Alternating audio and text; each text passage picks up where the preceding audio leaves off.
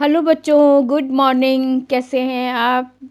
उम्मीद करती हूँ आप सब स्वस्थ होंगे, सुरक्षित होंगे अपने अपने घरों में, है ना।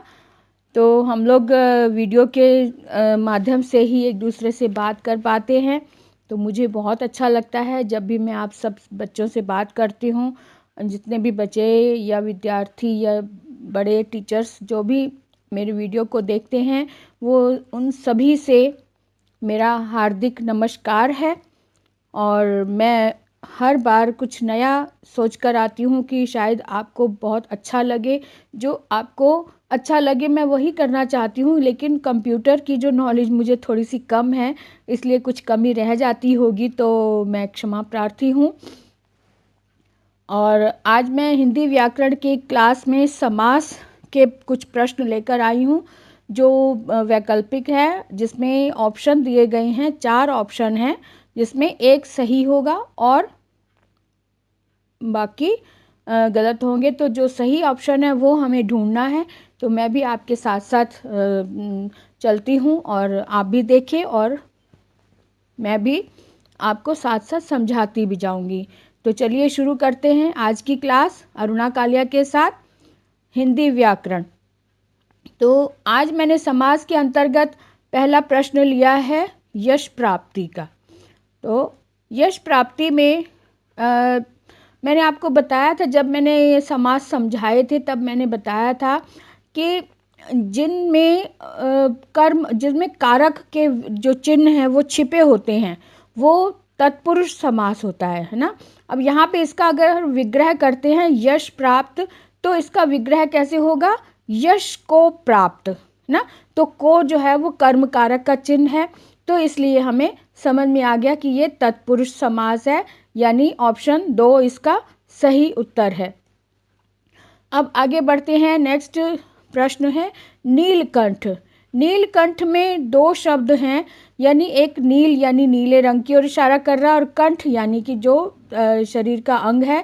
तो यानी कि जो नीला शब्द है ये एक विशेषण है। इसके विग्रह पर आधारित होता है कि हम कौन से समास का नाम देंगे। ठीक है। नीलकंठ यानी कि नीलाकंठ, यानी नीला है जो कंठ। ठीक है। अगर हम इसका इस तरह से विग्रह करते हैं, नीला है जो कंठ, तो यहाँ पर जो कंठ यानी कि उत्तर पद जो है ये प्रधान है।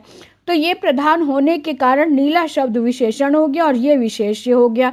तो इसके कारण इसका ऑप्शन जो है वो फर्स्ट यानी कर्मधारय समास इसका सही आंसर है। नीलकंठ का कर्मधारय आंसर। ठीक है। अब अगले में बढ़ते हैं। पंजाब, इसमें दिया हुआ है पंजाब शब्द है। पंजाब में देखो पंजाब, इसका जो अगर विग्रह करें तो हमें मिलेगा कि 5 आबों का समूह, है ना। जहाँ समूह की बात होती है और गिनती की बात होती है, वहाँ हम देखते हैं, मैंने आपको पहले भी बताया था कि ये द्विगु समास के शब्द से ही पता चलता है कि द्वि का मतलब 2, 2 यानी कि गिनती, गिनती से शुरू होने वाला, और गु मैंने गुण। तो गिनती वाले गुण जिसमें होते हैं वो द्विगु समास होता है। तो यहाँ पे 5 आबों का समूह की बात हो रही है, इसका मतलब ये फर्स्ट ऑप्शन हमारा सही है, द्विगु समास। ठीक है। अगला शब्द हमने लिया आजन्म। आजन्म में देखो आ जो है ये उपसर्ग लगा हुआ है, पहले उपसर्ग लगा हुआ है। इसका जो है शब्द में पूरा शब्द ही अव्यय होता है, और जहाँ उपसर्ग का प्रयोग किया जाता है वहाँ मैंने बताया था अव्यय भाव समास होता है। तो इसलिए आजन्म का अगर हम विग्रह करते हैं तो जन्म से लेकर, अब मैंने आपको पहचान भी बताई थी, जिसका विग्रह करते समय हमें ये लगे कि ये तो अधूरा सा लग रहा है, जन्म से लेकर क्या आगे। तो इस तरह के जो शब्द होते हैं जो अव्यय भाव होते हैं और जिसमें उपसर्ग लगा होता है वो अव्यय भाव समास होता है। इसलिए हम फौरन इस पर टिक कर देंगे कि ये हमारा सही आंसर है, अव्यय भाव समास। ठीक है। और अगला शब्द हम लेते हैं दाल रोटी। ठीक है। दाल रोटी, ये 2 शब्द दिए हुए हैं, लेकिन दोनों ही एक दूसरे के पूरक भी हैं, आमने सामने हैं, और 2 दल में, यानी कि जैसे 2 दल होते हैं ना, खेल के मैदान में देख लो, दो दल होते हैं, कभी सिंगल अकेले भी दो पार्टी होती है। कुश्ती में ले लो, कबड्डी में ले लो, क्रिकेट में ले लो, कोई भी दो दल होते हैं बराबर के, और दोनों का समान प्रधान, दोनों ही बराबर के अधिकारी होते हैं, यानी किसी कोई छोटा बड़ा नहीं होता।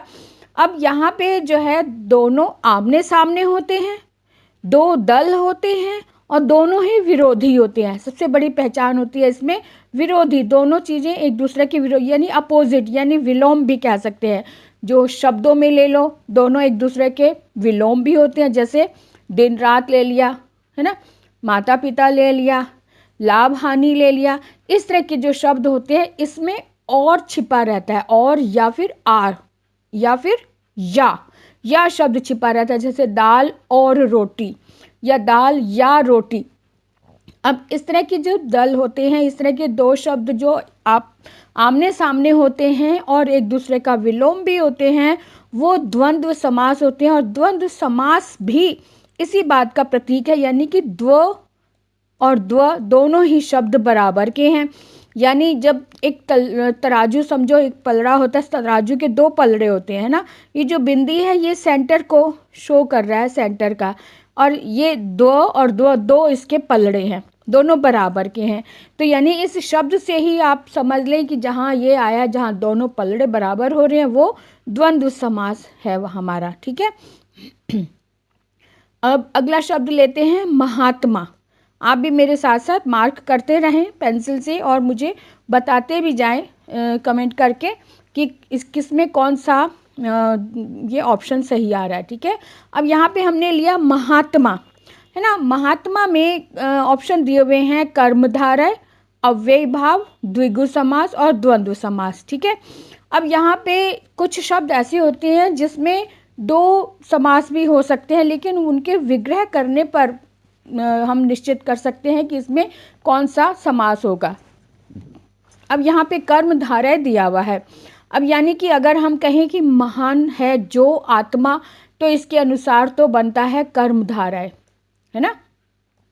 अगर हम कह दें कि महान है जिसकी आत्मा, महान है जिसकी आत्मा, अर्थात कोई महापुरुष का नाम लेते हैं, तो वो बहुब्रीहि होता है। लेकिन यहाँ पे बहुब्रीहि का ऑप्शन नहीं दिया हुआ है, तो इसका मतलब ये कर्मधारय हमारा सही ऑप्शन है, और इसको हम इसका विग्रह करते समय हम देंगे महान है जो आत्मा, ठीक है। यानी कि विशेषण महान और आत्मा विशेष्य हो गया।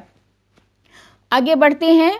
अगला शब्द हमने लिया, ये भी महात्मा ही शब्द आया है हमारे पास, और मैंने अभी भी बताया था कि विग्रह पर निर्भर करता है कि कौन सा समास है, क्योंकि यहाँ पर कर्मधारय भी दिया है और बहुब्रीहि भी दिया हुआ है, लेकिन हमने पिछले उसमें कहा था कि विग्रह पर डिपेंड करता है। तो अगर हम यहाँ पर कहें कि महान है, अगर इसका विग्रह हम करते हैं महान है जो आत्मा, तब तो ये कर्मधारय होगा।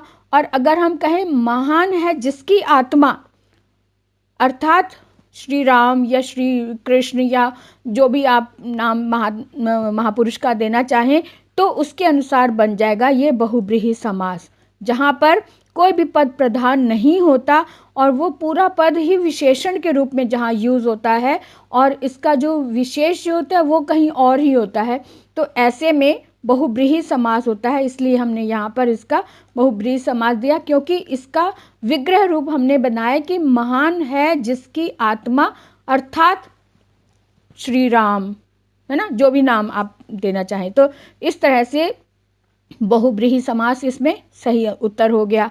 अगला हमने प्रश्न लिया नीलकंठ। अगला शब्द हमारे पास आता है नीलकंठ। तो नीलकंठ भी पिछली बार भी आया था, तो उसमें भी मैंने यही बताया था कि जहाँ पर नील यानी विशेषण और विशेष्य के रूप में अगर हम इसको लेते हैं, तब तो वो बनता है कर्मधारय, है ना। लेकिन यहाँ पर कर्मधारय ऑप्शन नहीं दिया हुआ है यहाँ पर, तो इसके लिए हम यहाँ पे इसका देंगे नीला है कंठ जिसका, अर्थात भगवान शिव।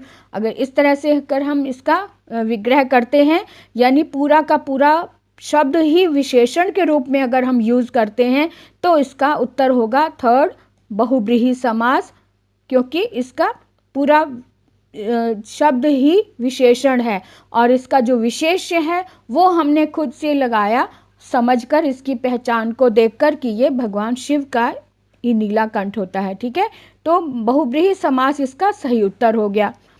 अब अगला शब्द हमने लिया जेब खर्च। अब जेब खर्च में वही बात आ गई, मैंने बताया था कि इसमें इसका अगर विग्रह करेंगे तो क्या करेंगे, जेब के लिए खर्च, है ना। तो के लिए जो है वो इसका कारक का चिन्ह है।